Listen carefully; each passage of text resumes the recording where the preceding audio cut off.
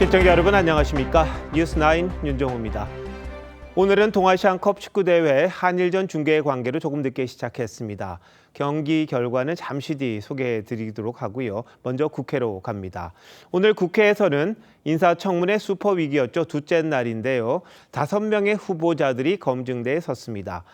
미국이 갖고 있는 전시작전권 전환을 새 정부 임기 내에 추진하겠다는 앙규백 국방장관 후보자의 주장 눈에 띄었는데 안 후보자의 발언이 나오자마자 대통령실이 개인 의견이라고 선을 그었습니다. 이례적인 상황이죠. 대통령의 뜻을 장관 후보자가 제대로 몰랐던 건지 현실적 어려움을 외면한 건지 다소 황당하다는 말들이 나왔습니다. 대통령실도 나름 서둘러 진화한다는 이유가 있었을 걸로 보이는데 저 소식 신경희 기자가 보도합니다. 안규백 국방부 장관 후보자가 전시작전권 전환에 대한 생각을 묻는 질문에 임기 내 추진이 목표라고 답했습니다. 전작권 전환, 어느 정도 기간을 보십니까? 5년 내로 하신다는 거죠? 전작권 전환은 이재명 정부 이내에 전환을 목표로 한 것으로. 그런데 2시간여 뒤 대통령실은 안 후보자의 발언은 개인 의견이라며 선을 그었습니다. 후보자로서의 개인 의견이라고 일단 말씀드리고 싶고요. 5년 아니다, 이런 식의 시간 내지는 시한을 정하는 것은 전혀 대통령실 내에서 지금 있는 시간이나 숫자는 아니라고 말씀을 드립니다. 이 대통령의 대선 공약엔 전작권 환수를 추진한다고만 돼 있습니다. 안 후보자의 발언은 한미가 진행 중인 관세, 안보 패키지 협상 국면에서 전작권 전환을 새롭게 논의한다는 일부 보도에 대해 대통령실이 적극 부인하던 상황에서 나왔습니다. 전작권 전환을 조건이 다 갖춰진 뒤에 추진하는 게 아니라 특정 시기를 못 받고 진행하는 것처럼 비춰지는 것에 대한 우려가 반영된 거란 해석이 나옵니다. 안 후보자도 뒤늦게 진화에 나섰습니다. 임기 내에 목표로 하고 있다는 이런 취지의 발언은 기한을 정한 것이 아니라 전작권 전환에 대한 추진 의지를 제가 밝힌 내용입니다. 하지만 국방부 장관 후보자가 파급력이 큰 안보 현안에 신중하지 못했다는 비판은 피할 수 없을 것으로 보입니다. 국민의힘 한동훈 전 대표는 대통령실과 후보자 간 엇박자에 전작권 전환을 하겠다는 건가 안 하겠다는 건가라고 따져 물었습니다. TV조선 신경입니다. 앙규백 후보자 인사청문회에선 여야 의원들이 검증보다 정쟁에 집중하며 여러 차례 고성이 오갔습니다. 민주당 당권 주자인 정청래, 박찬대 의원도 지지층을 겨냥한 듯 선명성 경쟁을 각각의 청문회장에서 벌이면서 사실상 선거운동 무대로 쓰는 게 아니냐 이런 지적을 받을 수밖에 없었습니다. 고희동 기자입니다. 국민의힘이 앙규백 후보자를 향해 방위병 출신이라 우려가 된다고 주장하는 과정에서 이재명 대통령의 대북 송금 의혹을 거론합니다. 자금을 불법적으로 북한에 송금한 혐의로 기소된 상태이고 국무총리는 미국 문화원 점거 농성 사건을 배후에서 조정한 혐의로 여기 와서 왜 정치 공세를 합니까? 그 누구도 송금한 적이 없어요. 어느 은행 기관을 통해서 어느 송금 증서였는지 가져오세요. 민주당 역시 국민의힘을 내란 정당이라고 지칭하며 공세를 폈습니다. 고성이 오간 청문회는 2차례나 중단됐습니다. 탄핵 소추안에 찬성을 안 하신 국회의원들 역사의 개인이라고 봅니다. 내란 앞에 어떻게 누가 내란이라네요? 마음대로 하지 말아요. 역사 앞에 죄인이 되지 그러지 마세요. 김병주 의원님 2.3 내란 세상에 혼자 사는 거 아니에요? 각각 국방부, 보훈부 장관 후보자 인사청문위원인 민주당 당권 주자들은 검증보단 선명성 경쟁에 집중하는 듯한 모습을 보였습니다. 국회 의결로 정당 해산이 가능하도록 하는 헌법재판소법 개정안을 발의한 정청래 의원은 국방장관 후보자에게 국민의힘 해산 심판 청구에 대해 물었고 법무부 장관의 소관이지만 같은 국무위원으로서 그때 가면 입장을 가지셔야 된다고 보는데 박찬대 의원도 내란 극복일 기념식 등 강경 발언을 쏟아냈습니다. 내란 극복일을 정부 기념식에 포함시켜야 된다라고는 요구사항이 많이 있거든요. 두 의원은 오전 질의만 참석한 뒤 청문회장을 떠나 당권 주자 일정을 소화했습니다. TV조선 고희동입니다. 농지법 위반과 편법 증여 의혹이 제기된 한성숙 중소벤처기업부 장관 후보자는 잘못을 일부 인정했습니다. 하지만 자진 사퇴의 요구에 대해선 즉답을 피했습니다. 청문회에선 네이버 출신 인사들이 여럿 발탁된 데 대해 이재명 대통령 재판과 관련한 보훈 인사가 아니냐 이런 주장이 나오면서 시끄러워지기도 했습니다. 이태희 기자가 보도합니다.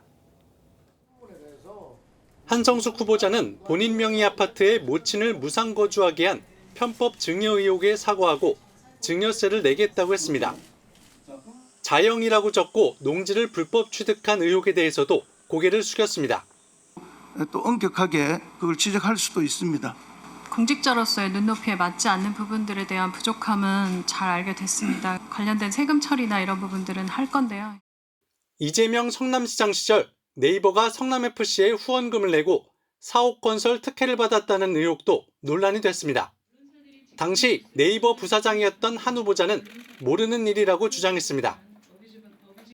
후보자 관여했습니까? 아닙니다. 모릅니다. 그것에 대해서는 저는 재판 관련 회사 출신 장관 만들어서 유죄받게 생긴 성남FC 재판 무죄 만들어야 되는 거 아닙니까? 민주당은 후보자와 무관한 공세라며 반발했고 이 대통령 측근인 정진상 전 실장 등 성남FC 후원금 관련 증인 요구를 두고는 여야가 강하게 충돌했습니다.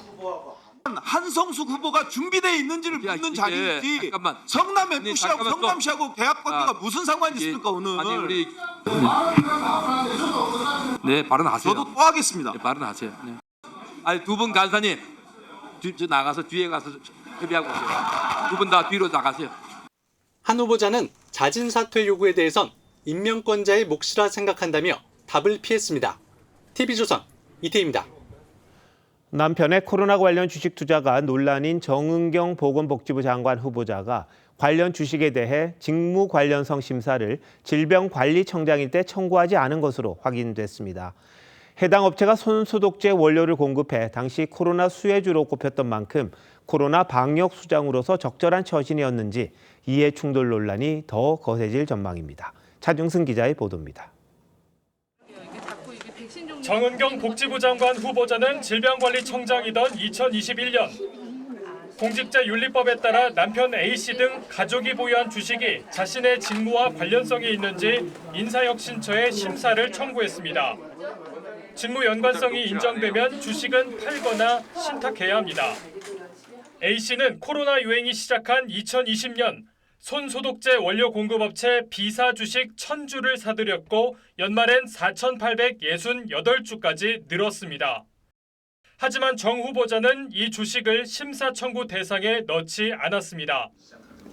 2020년은 코로나 방역을 진두지휘하던 정 후보자가 국민들에게 손소독제 사용을 권장하던 시절이었습니다. 오염되지 않도록 손을 깨끗이 씻거나 손소독제를 사용하는 게 필요합니다. 앞서 정 후보자는 질병관리본부장으로 있던 2017년 B사 주식에 대해선 직무 연관성이 없다는 판단을 받았습니다. 질병관리청과 인사혁신처는 감염병 대응이란 직무가 2017년과 2021년이 동일해 재심사 대상이 아니라고 했습니다. 하지만 2017년 당시엔 B사가 술 원료인 식용 에탄올 생산업체였고 2021년엔 코로나 유행으로 손소독제 사업에도 진출한 상태였습니다. 사실상 코로나 방역의 사령탑이었던 만큼 남편의 코로나 관련 주식 보유를 보다 엄격히 살폈어야 한다는 지적이 나옵니다. 해당 업체 주식은 코로나가 유행하며 테마주로 불리며 또 급등했습니다. 코로나 팬데믹 당시 그 수혜를 본 해당 주식은 왜 직무 관련성 심사 대상에서 빠뜨렸는지. 정 후보자 측은 오는 18일 청문회 때 관련 논란을 소명하겠다고 했습니다. TV조선 차정승입니다. 제자 논문 표절 등 관련 의혹이 연일 쏟아지고 있는 이진수 교육부 장관 후보자에 대해 진보 성향 교원 단체인 전교조까지 사퇴를 요구했습니다. 전교조는 특히 이 후보자가 자녀를 해외 귀족 학교에 불법 유학시킨 사실을 지적하며 공교육 수장이 될 자격이 없다고 주장했습니다. 교총 역시 임명이 부적절하다고 입장을 밝혔는데 이 후보자 청문회 내일입니다. 김창섭 기자가 보도합니다. 전교조가 이진숙 후보자의 사퇴를 요구한 이유는 크게 두 가지, 논문 표절 의혹과 자녀의 불법 유학입니다. 전교조는 어제 범학계 검증단이 이 후보자 논문 16개를 표절 판정한 것을 거론하며 교육부 장관 자격이 없다고 지적했습니다. 또 초중등 교육법을 위반하고 자녀를 미국 학교에 조기 유학시켰다며 초중등 교육 전문성과 실천 경험이 부족하다고 꼬집었습니다. 양대 교원단체인 한국교총도 이 후보자 임명이 부적절하다는 입장을 밝혔습니다. 국가교육에 대한 막중한 책임을 지는 교육부 장관의 자리에 위와 같은 도덕적 훈계를 가진 후보는 적절하지 않다는. 민주당은 범학계 검증단이 과거 김건희 여사 논문에 표절 판정을 하자 환영 입장을 밝혔는데 연구 윤리를 다시 세우려는 범학계 국민검증단의 조사 결과 발표를 환영합니다. 이번엔 청문회 증인 채택을 위한 야당의 회의 개최 요구를 거부했습니다. 민주당은 증인 채택은 청문회 닷새 전에 해야 한다는 점을 강조했지만 과거 조국 전 장관 청문회 때는 여야 합의로 하루 전 증인을 채택한 전례가 있습니다. 내일 청문회엔 이미 이 후보자 논문을 검증했던 충남대 관계자 1명만 출석할 예정이어서 또다시 맹탕 청문회가 될 가능성이 높습니다. TV조선 김태섭입니다. 강선우 여성가족부 장관 후보자의 국회 인사청문회가 어제 끝났지만 갑질 논란 여파 사그러들지 않고 있습니다. 이런 상황에서 강 후보자에 대해 초선 의원 시절 2차례 고용노동부의 근로기준법 관련 진정이 들어왔던 사실이 추가로 드러났습니다. 이건 또 무슨 일인지 고승영 기자가 알아봤습니다.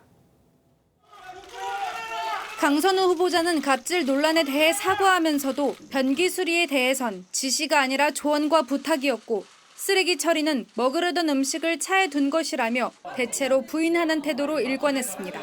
종합적인 의미로 사과를 드렸습니다. 다시 한번 사과드리겠습니다. 국민의힘은 청문회 내내 갑질 의혹 관련 피진정 자료를 요구했는데 오늘 오전에야 고용노동부 자료가 제출됐습니다. 해당 자료엔 강 후보자 사무소 앞으로 근로기준법 36조상의 퇴직임금 체불과 관련한 2건의 진정이 있었던 것으로 나타났습니다. 초선 임기를 시작한 지 6개월여 만인 2020년 11월에 처음, 그리고 2022년 1월에 두 번째였습니다.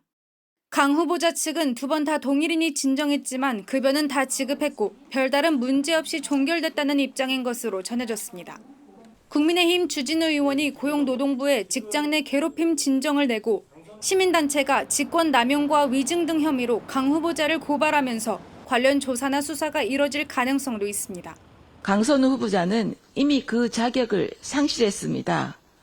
그런데도 이재명 대통령은 갑질 여왕의 여가부 장관 임명을 강행할. 전직 강 후보자 보좌진은 청문회에서 여당 의원들이 강 후보자를 감싸는 모습을 두고 민주당의 현실을 자각하게 됐다면서 국민 눈높이와 맞지 않는다고 생각했다고 털어놨습니다.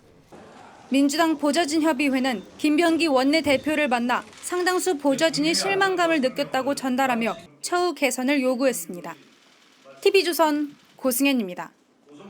강선우 후보자 관련 논란이 계속되고 있지만 대통령실은 갑질 의혹이 충분히 소명됐다며 일단 임명하겠다는 분위기입니다.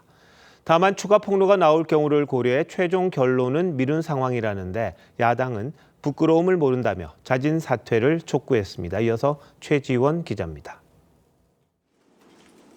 대통령실은 보좌진 갑질 의혹이 불거진 강선우 여성가족부 장관 후보자 임명에 대해 여론의 추이를 지켜보겠다고 했습니다. 일단 저희가 주의 깊게 들여다보고 그리고 그 부분에 대한 소명 여부와 그것에 대한 설득력 여부도 주의 깊게 검토하고 있습니다. 추가 폭로가 나올 경우 여론이 악화될 수도 있는 만큼 일단은 유보적인 입장을 보인 걸로 해석됩니다. 하지만 내부적으론 청문회 과정에서 야당의 타격감이 크지 않았다고 보는 분위기입니다. 대통령실 고위 관계자는 일방적인 의혹 제기만으로 낙마시킬 수는 없다며 사실상 임명 강행 의사를 밝혔습니다. 여당도 공개 옹호에 나섰습니다. 갑질이란 것은 주관적 인식의 문제 아니겠습니까?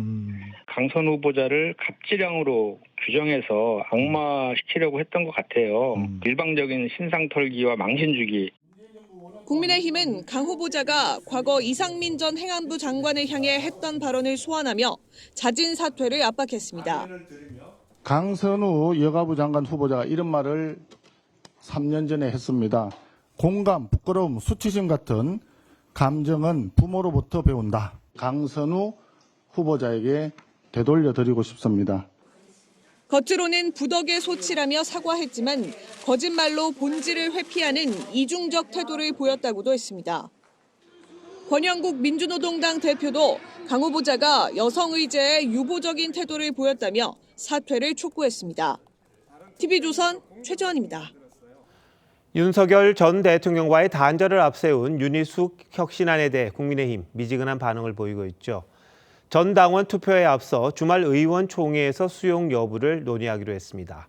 현역 의원들 사이에서는 혁신안에 대해 부정적인 기류가 많아 수용 여부는 불투명합니다. 이런 가운데 장동혁 의원이 전당대회 출마를 공식화하면서 윤 전 대통령 탄핵에 반대해온 일부 인사를 불러 토론회를 열기도 했습니다. 어디까지 가려는 건지 변정현 기자가 취재했습니다.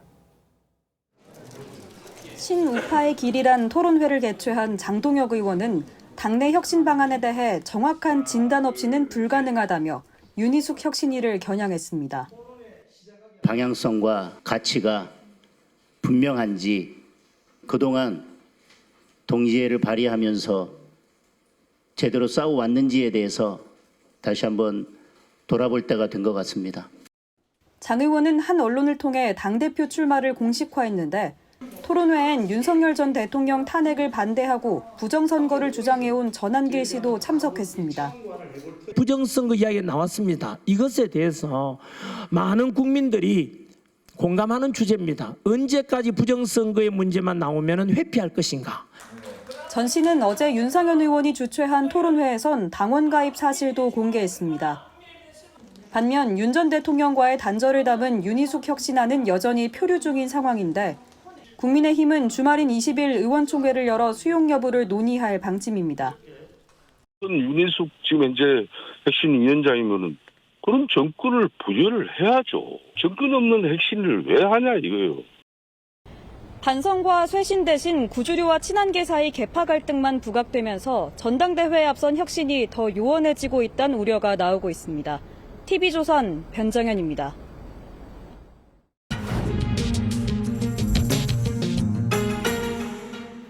정치 현안에 한 발 더 들어가 궁금증을 풀어드리는 정치 더 시간입니다. 조선일보 배성규 정치 에디터 나오셨습니다. 어서 오세요. 안녕하세요. 자, 오늘 다룰 주제 뭔가요? 네, 이 청문회 기류와 결과를 전망해보는 청문회 막전 막후입니다. 네, 근데 민주당은 한 명도 낙마시키지 않겠다 이렇게 이야기를 하잖아요. 장관 전원 통과시킨다는 이야기입니까? 일단은 그런 기류입니다. 이재명 정부 초대 내각 아닙니까? 그리고 대통령 지지율도 지금 높습니다. 낙마 없이 갔으면 하는 게 대통령실 분위기인데요. 그래서 여당도 적극 엄호하고 있습니다. 하지만 이 강선우 여가부 장관 후보자는 갑질 또 임금체불 논란에 국회 보좌관들까지 지금 반발하고 있고요. 그다음에 논문 표절 논란을 빚고 있는 이진숙 교육부 장관 후보자는 진보 진영이 지금 강하게 반대하고 있습니다. 이 자칫 역풍이 불 수 있어서 지금 고민에 빠진 상황입니다. 자, 일단 현역 의원이죠. 강선우 후보자 한번 보죠. 네. 여권 그냥 밀고 가자는 분위기라는데 네. 이렇게까지 엄호하는 이유가 있을까요? 네, 두 가지로 보입니다. 이 강 후보자에 대한 이 대통령의 신임이 두텁다고 합니다. 네. 이 강 후보자는 이 대통령이 대표 출마했을 때 이 김민석 총리 그리고 한준호 의원 등과 함께 최고위원회에 출마했던 3인방입니다. 네. 하지만 강 후보자 혼자 떨어졌죠. 그리고 대선 때는 외신 인터뷰를 주선하는 등 이 대통령을 적극 보좌했습니다. 그리고 전에도 몇 번 나왔지만 이 대통령 농성 때 이부자리도 챙겨준 장면이 그랬죠. 보였었죠. 그러니까 대통령이 그만큼 짠하게 생각한다. 미안한 마음을 갖고 있다고 합니다. 네. 두 번째는 현역 불패신합니다. 이 역대 이 청문회에서 현역 의원이 낙마한 적이 한 번도 없습니다. 만일 이번에 낙마한다면 첫사리가 되는데요. 현역들 사이에서는 이런 나쁜 선례는 만들면 안 된다. 뭐 이런 기류가 있다고 합니다. 아니, 자기들끼리의 리그 아닌가 싶어요. 그래서 끼리끼리 현역은 현역이 봐주는 거죠. 그렇군요. 자, 근데 이진숙 후보자는 교수 논문 검증단에서 이 반대 의견을 냈어요. 낙마해야 한다. 그리고 정교조까지 오늘 반대하고 나섰더라고요. 왜 그렇죠. 진보 진영이 더 반대하는 겁니까? 표면적으로는 이 표절이 너무 심각하다 이런 건데요. 네. 근데 내심을 딱 타고 들어가 보면 이 발언 수위가 좀 높거든요. 예. 그러니까 김건희보다 더 심각하다. 교육자의 길 포기했다. 이런 정도의 멘트인데 이 여기에는 현 정부의 이 조각 인선에 대한 진보 진영의 불만이 표출된 거 아니냐 이런 해석이 있습니다. 네. 이번에 보면 현역 의원이 다수고 예, 예. 또 기업인들이 많죠. 네. 그리고 중도 온건파가 주로 발탁됐다고 합니다. 그 진보 진영 몫은 민주노총 출신인 김용은 노동부 장관 후보자뿐이란 말이 나오는데요. 이진숙 후보자도 사실 충청권 인맥 아니겠습니까? 예. 그러니까 내 편이 아니다. 그러니까 이번에 아예 진보 진영 인사를 넣어보자. 이런 어떤 내부에 어떤 공감대가 있는 거 아니냐. 이런 얘기가 나오는데요. 오광수 전 민정수석이 낙마했을 때랑 비슷한 분위기 같다고 합니다. 네, 그때도 민주당 쪽은 아니었다, 뭐 이런 거였죠. 그렇죠. 예. 네. 자, 정은경 후보자도 좀 논란입니다. 그런데 어떻게 공교롭게 지금 가장 논란이 많은 분들이 다 여성이네요. 글쎄 말입니다. 이 정 후보자는 지금 직무 관련 주식 그리고 가족회사 허위신고 의혹을 받고 있는데요. 이 세 명이 다 여성이라 민주당이 고민하고 있습니다. 사실 이 대통령 지지층에서 여성의 비중은 상대적으로 상당히 큽니다. 네. 대통령 팬클럽도 개혁의 딸, 개딸 아니겠습니까? 예. 여성 지지층을 무시할 수가 없죠. 근데 여기서 만일 한두 명이라도 낙마한다면 또 타격이 있고 또 대안을 찾아야 됩니다. 근데 이전에 대통령 말씀을 보면 예. 30~40%를 여성으로 쳐야 되는데 참 후보 찾기가 어렵다 그랬거든요. 예. 이래저래 상당히 부담스러운 상황입니다. 자, 그리고 이제 트럼프 리스크가 네. 있죠. 여기에 이제 청문회 리스크까지 있을 수도 있는데 네. 그래도 임명을 밀어붙일 분위기인가요? 근데 역대 정권 조각 그 인사 때를 보면 낙마 없이 전원 통과된 적이 한 번도 없습니다. 네. 그러니까 최소 2명 또는 4~5명까지 총리, 장관 후보자가 낙마를 했는데요. 지금 여당은 야당이 막무가내식 인신공격과 음해를 한다고 하면서 청문회 정회소동까지 빚었습니다.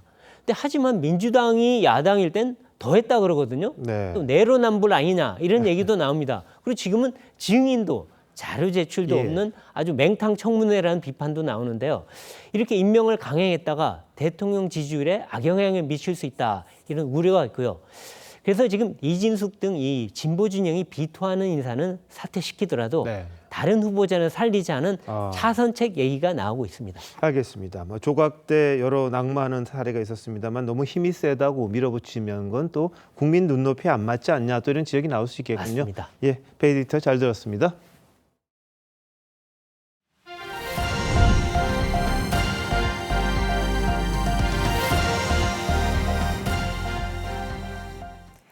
내란 특검이 윤석열 전 대통령에 대해 두 번째 강제 구인에 나섰지만 무산됐습니다.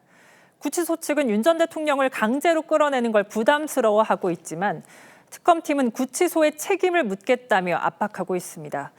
윤 전 대통령이 버티기에 들어가면서 특검은 추가 조사 없이 바로 재판에 넘기는 방안도 검토하고 있습니다. 안혜리 기자입니다. 내란 특검이 윤석열 전 대통령 소환 예정 시간을 1시간 앞두고 예정이 없던 브리핑을 열었습니다. 특검에 문서 또는 구두 등 조사와 관련하여 어떠한 의사도 표시하지 않았습니다. 이에 특검은 피의자 윤석열이 조사 자체를 거부하는 것으로 평가하고 있습니다. 그러면서 서울구치소 관계자를 불러 윤 전 대통령을 인치하라는 지휘를 불이행한 경위를 조사했고 향후에도 따르지 않을 경우 엄중하게 책임을 묻겠다고도 했습니다.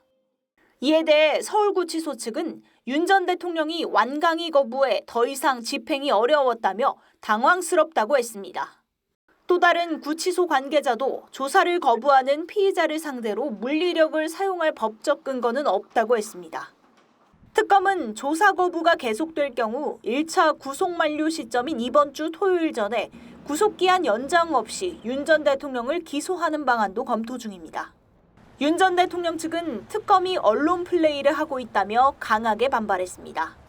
전직 대통령 조사를 위해 수사기관이 구치소로 방문한 사례가 있다며 특검은 수사가 아닌 공개적 망신 주기를 시도하고 있다고 비판했습니다.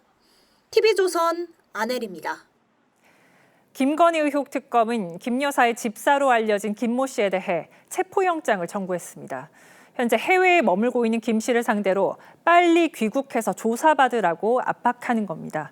특검은 또 공천 청탁 의혹을 받는 건진법사 전모 씨의 법당도 압수수색했습니다. 조유진 기자입니다.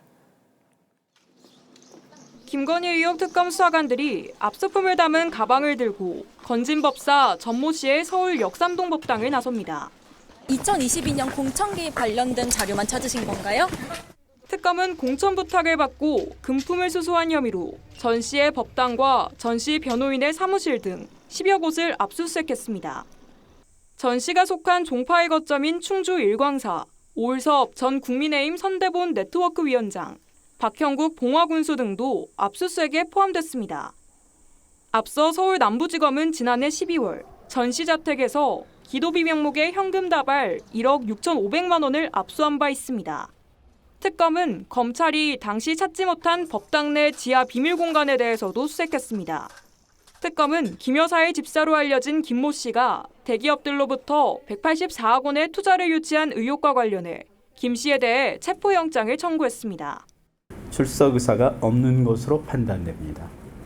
이에 김모 씨에 대한 여권 무효화 조치가 불가피한 상황이며 특검은 김 씨가 지난 4월 자녀와 함께 베트남으로 출국한 뒤 어떠한 연락도 하지 않고 있다고 밝혔습니다.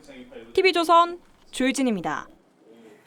이재명 대통령의 공범으로 기소된 정진상 전 실장이 대장동 재판에 나왔습니다. 정 전 실장 측은 이 대통령처럼 자신의 재판도 멈춰야 한다고 주장했지만 법원은 받아들이지 않았습니다. 한지은 기자입니다. 정진상 전 실장이 2달여 만에 대장동 재판에 출석합니다. 이재명 대통령 당선 뒤에 첫 재판인데 혹시 입장 있으실까요? 당연하시죠. 공범인 이재명 대통령 재판이 헌법 84조를 이유로 중단된 뒤 정 전 실장을 분리해 열린 첫 재판입니다.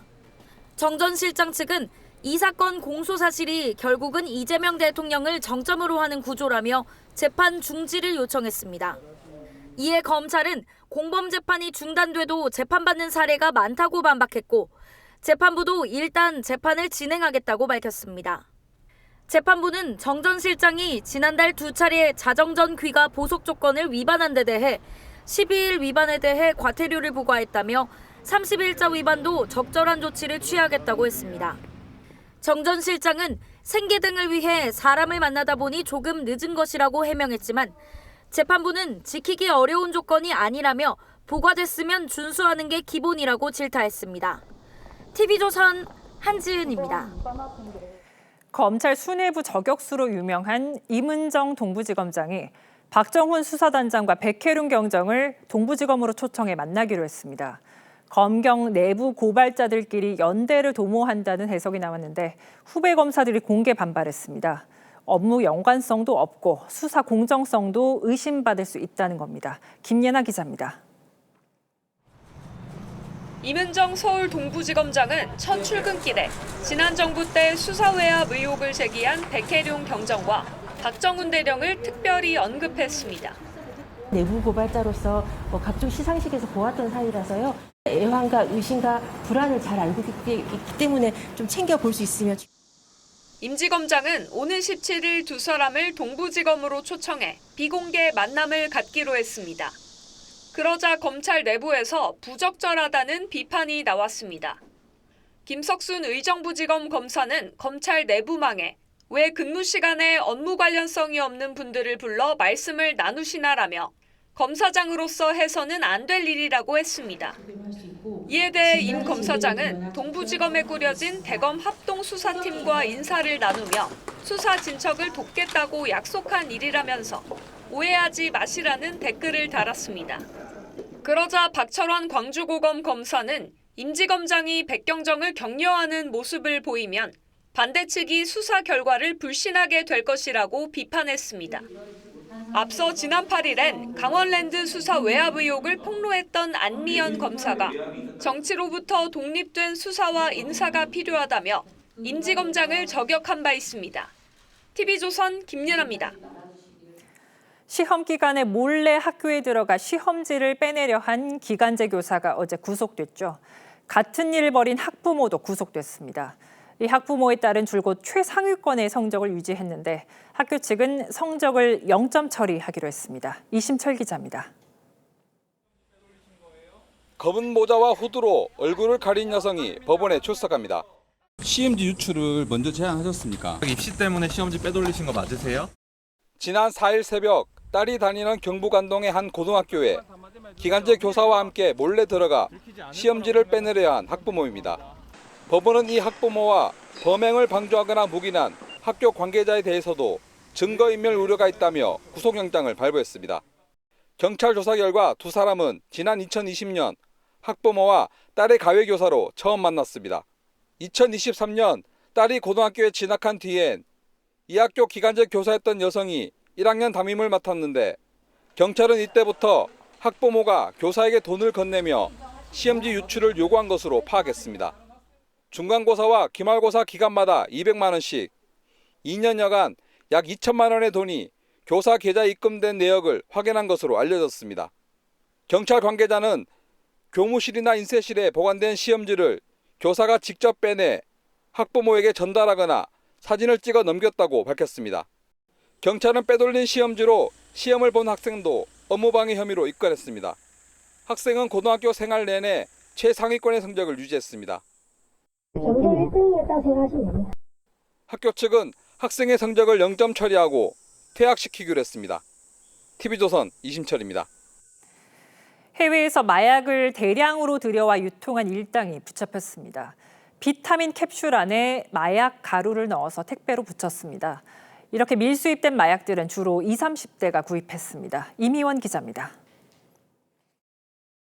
국제택배 상자를 열자 비타민 통 여러 개가 나오고 통 안에는 하얀 가루가 채워진 캡슐이 가득합니다. 얼핏 보면 비타민 캡슐이지만 실제는 마약이었습니다. 이런 캡슐 하나에는 가루가 0.5g 정도 들어가는데 필로폰을 채우면 17명이 동시에 투약할 수 있는 양입니다. 20대 A씨는 지난 2023년부터 지난해까지 5번에 걸쳐 캐나다에서 영양제로 위장한 마약을 국제택배로 받았습니다. A씨는 밀수한 마약을 유통을 담당한 15명을 시켜 주택가에서 던지기 수법으로 팔았습니다. SNS를 통해 마약을 구입한 129명 중 90% 이상은 2030 세대였습니다. 가장 많이 활용하는 20, 30대가 아무래도 여기 많이 좀 잡히는 것 같습니다. 경찰은 일당이 야산 등에 묻어놓은 40억 원 상당의 마약을 압수했습니다. 경기 남부경찰청도 동남아에서 배낭이나 특송화물을 통해 시가 115억 원 상당의 마약을 들여와 유통시킨 5명을 검거했습니다. TV조선 이미원입니다. 운전을 하다 보면 꽉 막힌 차선으로 슬쩍 끼어드는 얌체 운전자들을 어렵지 않게 볼 수 있습니다. 휴가철을 앞두고 경찰이 이런 끼어들기와 꼬리물기 같은 반칙 운전 근절에 나섰습니다. 구자형 기자가 단속 현장에 동행했습니다. 우회전을 하려고 길게 늘어선 차량들 사이 간격이 벌어지자 택시 한 대가 끼어듭니다. SUV는 틈을 비집고 들어갑니다. 직진 차선 끝까지 쌩쌩 달린 뒤 대범하게 끼어들기도 합니다. 도로 바닥에 우회전 금지 표시가 무색합니다. 우회전 차선으로 끼어들려는 차량들이 갑자기 속도를 낮추면서 아찔한 상황도 벌어집니다. 경찰 단속에 적발된 얌체 운전자들. 변명도 가지각색입니다.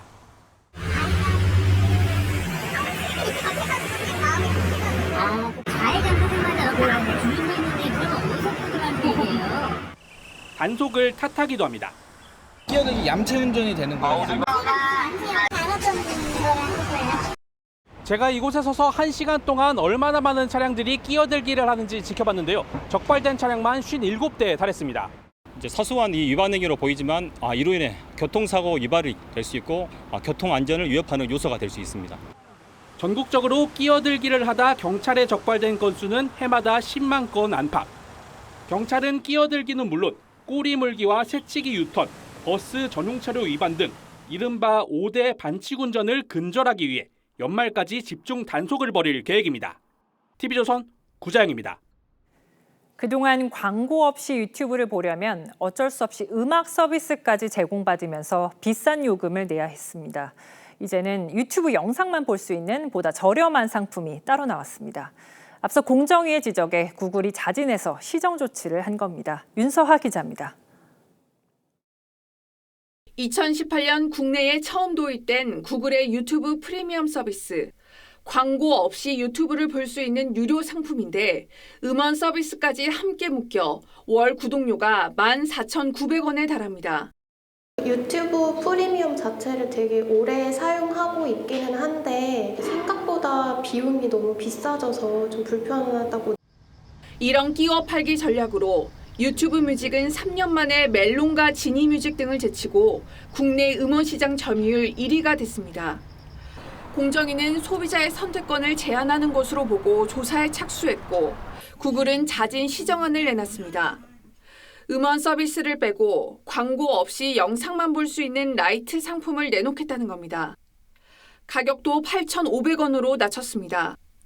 이와 함께 출시 후 최소 1년은 가격을 올리지 않고 나중에라도 주요국보다 더 높지 않게 유지하기로 했습니다.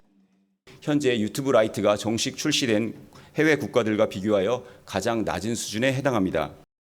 하지만 라이트 상품은 다른 앱이 실행될 때도 동영상을 시청할 수 있는 백그라운드 재생 기능 등이 제공되지 않아 실효성이 있을지는 미지수입니다. 조사 착수 이후 결론까지 1년 5개월이나 걸린 데다 별도의 과징금도 없어 봐주기 논란도 일고 있습니다. TV조선 윤서입니다. 한미 관세 협상의 주요 카드로 30개월 이상의 미국산 소고기 수입이 검토되고 있습니다. 2008년 광우병 사태 이후 수입을 제한하고 있었는데 농민단체들은 생존이 걸린 문제라며 거세게 반발하고 있습니다. 윤우리 기자입니다. 한우협회가 낸 성명입니다. 농민들에게 남은 건 아스팔트 농사뿐이라며 단체 행동을 시사했습니다. 다른 농민단체는 내일 대통령 집무실 앞에서 기자회견을 갖습니다. 농가가 들끓는 건 미국과의 관세 협상 과정에서 정부가 30개월령 이상 소고기 수입과 사과 검역 절차 간소화 등을 검토 중이라는 소식 때문입니다. 관세 협상을 주도하는 여한구 통상교섭 본부장은 농산물 개방도 전략적 판단이 필요하다며 협상 카드로 활용할 수 있음을 시사했습니다. 싸게 들어온 소고기가 국내 시장에 온다면 나머지 돼지고기, 닭고기 시장이 살아날까요? 저는 우리 한우만의 문제는 아니다. 농민들의 거센 반발에 농림부는 일단 결정된 바 없다고 진화에 나섰습니다. 미국 축산농가는 광우병 사태 이후 17년째 이어진 소고기 원령 제한을 풀어달라고 지속적으로 요구해왔습니다. 지난 2018년 트럼프 1기 행정부 당시 한미 FTA 개정 협상 때도 30개월 이상 소고기 수입과 쌀, 과일 등 농축산 시장 확대가 논의됐지만 최종 개정안에는 포함되지 않았습니다. 우리한테만 지금 이러는 게 아니라서 상대적인 불이익을 최소화하기 위해서는 줄 건 주고 받을 건 받아내고 이런 걸 확실하게 해야 되기 때문에 미국이 제시한 협상 시한이 보름여 앞으로 다가온 가운데 줄 것과 받을 것을 가려야 하는 정부의 고민이 깊어지고 있습니다. TV조선 윤우리입니다. 미국의 반도체 수출 통제에 맞서서 히토류 수출 통제에 나선 중국이 히토류 관련 품목까지 통제하는 방안을 검토하고 있습니다. 첨단 산업의 필수재를 무기로 미국을 압박하겠다는 건데 이에 미국도 자국 업체들에게 가격을 2배로 쳐주겠다며 히토류 생산을 독려하고 있습니다.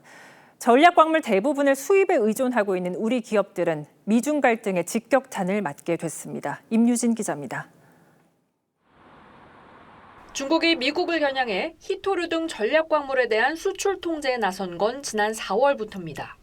히토류 등 12종과 군사용으로 쓰이는 700개 품목에 대해 통제하고 있는데 최근 관련 파생 상품까지 수출을 통제하는 방안을 검토 중인 걸로 전해졌습니다. 통제 대상을 3배 늘리겠다는 겁니다. 依法依规对相关出口许可申请进行审查，并批准合规申请。 자동차와 반도체 등 첨단 제품의 필수 소재인 히토류는 중국의 전 세계 생산량의 70%를 차지하고 있습니다. 석 달 넘게 이어진 히토류 옥죄기에 미국이 맞불을 놨습니다. 미국만의 독자적인 히토류 가격 시스템을 도입해 시장 가격의 최소 2배 가격을 보장하겠다는 겁니다. 일단 자국 업체를 대상으로 시행하지만 중국의 저가 공세에 눌려있던 전 세계 히토류 생산업체들에게 상당한 파급 효과를 미칠 걸로 예상됩니다. 히토류 수입선 다변화가 좀 이루어질 것 같습니다. 다만 가격이 좀 올라가면서 국내 기업들의 제조 원가 상승이라는 그런 좀 악재도 피할 수 없을 것 같습니다. 중국의 통제 대상 확대와 미국의 가격 부채질에 주요 광물의 95%를 수입하고 있는 우리 산업계는 비상이 걸렸습니다. 직격탄을 맞은 전기차와 배터리 업계는 일단 비축해놓은 재고를 활용해 미중 무역 협상을 지켜보겠다는 입장이지만 물러서지 않는 강대강 국면에 한숨만 깊어지고 있습니다. TV조선 임유진입니다. 문재인 정부에서 4년간 100차례 이상 부동산 통계를 조작했다는 감사원 감사 결과를 놓고 최근 민주당이 조작을 주장하며 국정조사를 거론하고 있습니다. 그러자 당시 감사를 담당했던 실무자들이 증거가 다 있는데 무슨 소리냐고 직접 반박하고 나섰습니다. 왜 이런 일이 일어난 건지 이채영 기자가 취재했습니다. 2022년 9월 문재인 정부의 통계 조작 의혹에 대한 감사에 들어간 감사원은 2년 7개월여 만인 지난 4월 결과를 공개했습니다.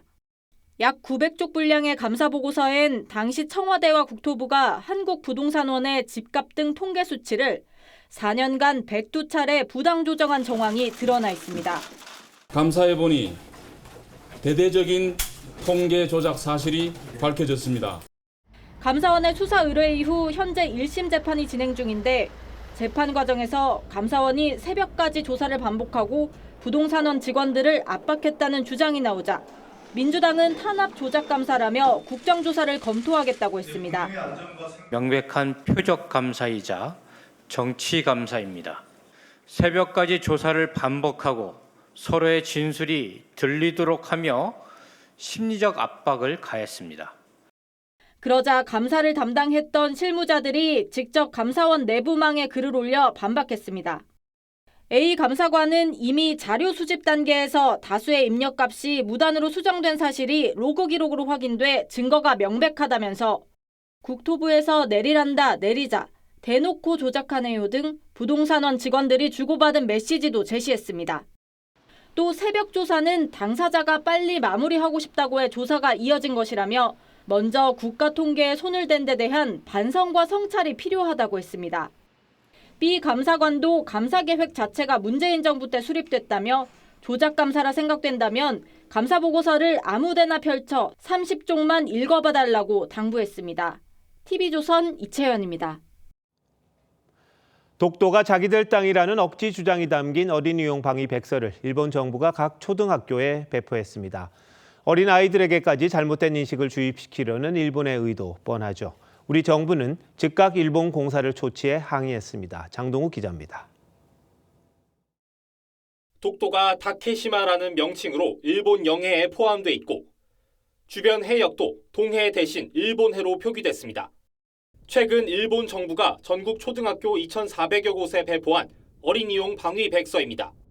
4년 전부터 어린이 방위 백서를 제작해 인터넷에 공개해왔지만 실물 책자를 일선 학교에 직접 배포한 건 처음입니다.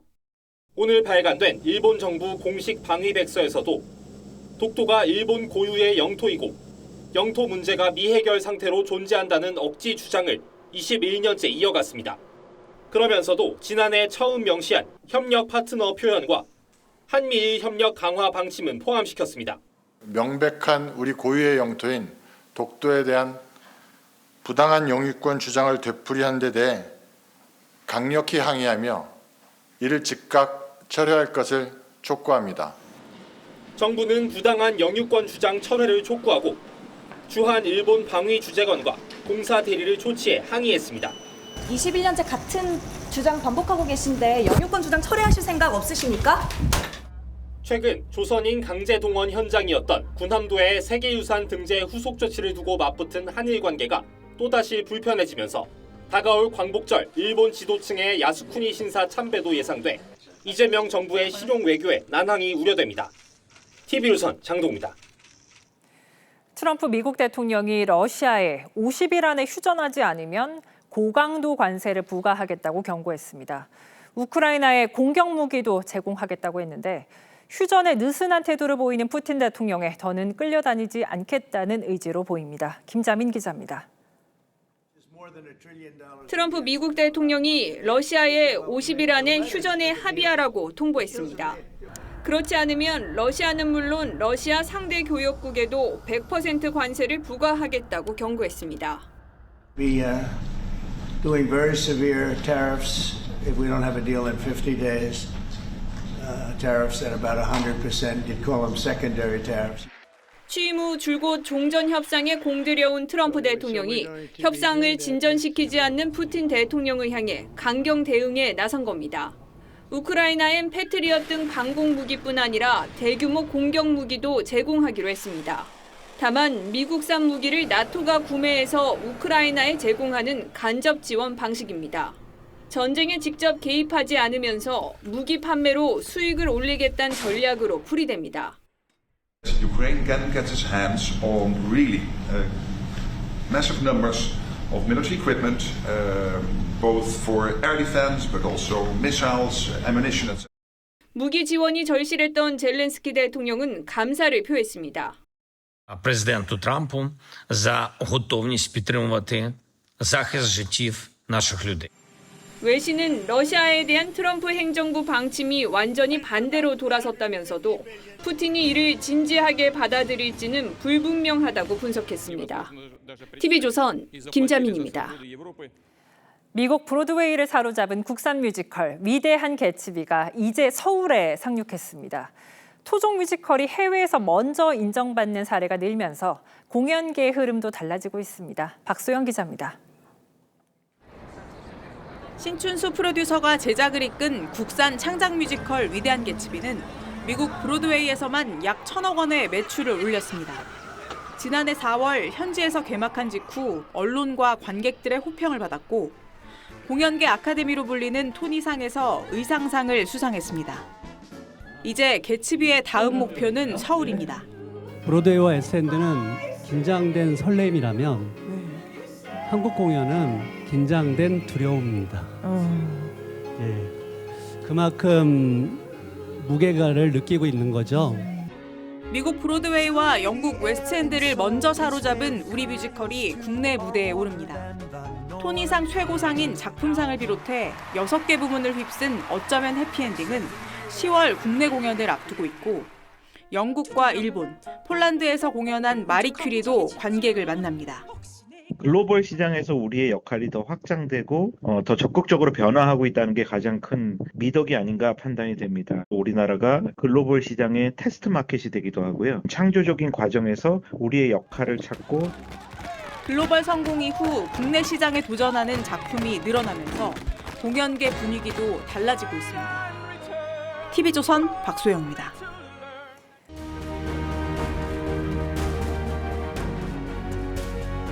받은 건 갚고 준 건 돌려받길 기대하는 게 상식입니다. How much shall I pay you? And if by chance an honest man like yourself should make enemies, then he would become my enemies. Someday, and that day may never come, I'll call upon you to do a service for me. Grazie. Grazie. Prego. 마피아 세계에서 은혜는 빛과 같고 거절할 수 없는 미래의 청구권입니다. 현실 정치 세계도 비슷합니다. 유방이 천하를 얻고 항우가 실패한 이유에 대해 왕릉은 장수들과 이익을 함께 나눴느냐에 따라 달라졌다고 설명합니다. 한 고조가 천하를 제패한 건 천명이라기보다 확실한 보상 때문이라는 거죠. 이재명 대통령의 변호사들이 정부의 주요 공직들을 꿰차고 있습니다. 법제처장은 조원철 변호사입니다. 신뢰성과 전문성을 두루 갖춘 법조인으로 평가받고 있습니다. 조 변호사는 이 대통령의 사법연수원 동기로서 대장동과 위증교사 사건 변호를 맡았습니다. 정치적 중립성이 요구되는 법제처장에 대통령 친구가 적임자인지 선뜻 수긍하기 어렵습니다. 더욱이 대통령이 빚진 인사로도 볼 수 있습니다. 그런데 이런 사례가 한둘이 아닙니다. 권력의 핵심 포스트를 이재명 대통령의 범죄 비리 변호인들로 속속 임명하고 있습니다. 변호사비는 공천장이나 임명장으로 납부하는 것이 아닙니다. 대장동 사건 담당 이태영, 조상호 변호사, 각각 검찰, 경찰 등 사정기관을 지휘하는 민정비서관과 행정관에 임명됐습니다. 공직선거법 사건 담당 전치영 변호사는 공직기강 비서관, 대북송금 담당 이장형 변호사는 법무비서관이 됐습니다. 국정원 기조실장에는 대북송금 재판 담당 김희수 변호사를 임명했습니다. 과거 법정에서 다퉜던 정부 기관들이 이제 이 대통령 변호사들의 수중에 들어간 셈입니다. 22대 총선 때도 이 대통령 변호사들이 대거 공천을 받아 국회에 입성했습니다. 주고받는 게 인간사의 상식이라고는 합니다만 공직을 이리 쉽게 내주는 데는 논란이 있을 수밖에 없습니다. 전한 말기의 충신 포선은 애제가 외척과 측근을 고위직에 임명하자 관작은 황제의 것이 아닌 천하의 것이라고 주장했습니다. 왕정에서조차 그랬는데 민주국가에서 공직이 더더욱 사유물이 돼서는 안 됩니다. 이 대통령의 변호사여서가 아니라 적임자라 발탁됐다 하지만 우연들이 겹치면 필연이 됩니다. 7월 15일 윤종우 앵커 칼럼 공직 캐시백이었습니다.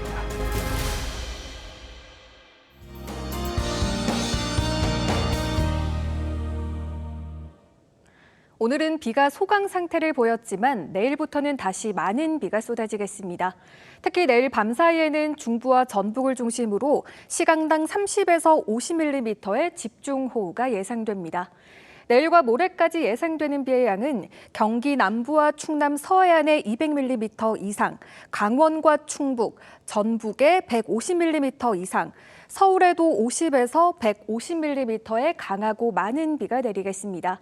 예상치를 뛰어넘는 물폭탄이 쏟아질 수 있어 각별한 주의가 필요합니다. 내일 아침 기온 서울 23도, 대구 22도로 출발하고요. 내일 한낮 기온 서울이 28도로 오늘과 비슷하겠습니다. 바다의 물결은 최고 3.5m까지 일겠고 동해안은 높은 너울에 주의하셔야겠습니다. 비는 토요일까지 길게 이어질 전망입니다. 날씨였습니다. 7월 15일 화요일 뉴스9 마칩니다. 시청해주신 여러분 고맙습니다.